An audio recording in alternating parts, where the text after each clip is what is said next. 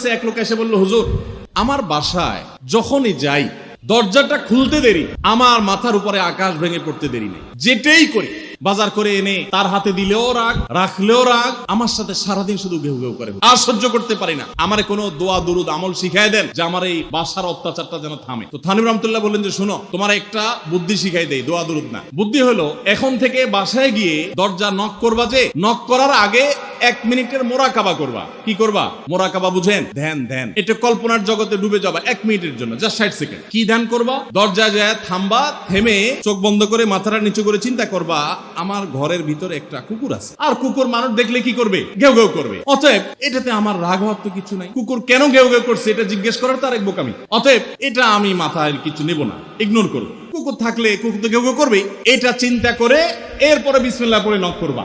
তো এই বুদ্ধি অনুযায়ী পরের দিন আসছে বাসা, আগে 1 মিনিট মোরাকাবা করছে, এরপরে দরজা নক করছে। যথারীতি দরজা খোলার পরেই শুরু হয়ে গেছে যুদ্ধ।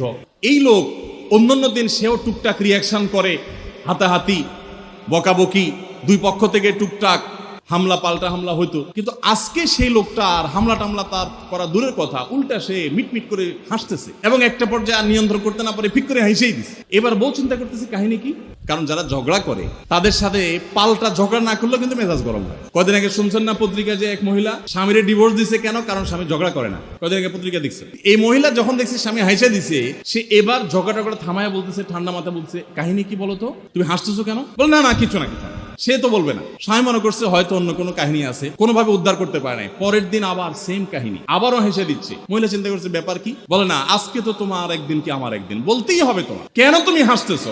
আমার ঝগড়ার বিনিময়ে তুমি ঝগড়া না করে হাসতেছো, অপমান করতেছো, আমার ঝগড়ার কোনো দাম নাই, আমি কি কথা বলতেছি না, এগুলো কোনো মূল্য নাই। যখন চেতে যাচ্ছে এবার বলতেছে, শোনো তুমি যেহেতু জোরই করতেছো, তাইলে আমি বলি, আমি গেছি এক হুজুরের কাছে, হুজুর আমার এই বুদ্ধি শিখাই দিছে, আমি সেই বুদ্ধি অনুযায়ী চিন্তা করি। এখন আমি চোখের সামনে যখন চিন্তা করি যে কুকুর গেউ করতেছে, আমার হাসি আসে।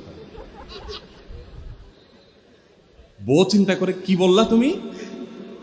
তাহলে তুমি এই মনে করো আমারে? এবার থেকে বেচারে ঝগড়া করার আগেই তার থেমে যায়, চিন্তা করে হায় হায় আমি ঝগড়া করলে তো সে মনে মনে আমার ওইটা চিন্তা করবে।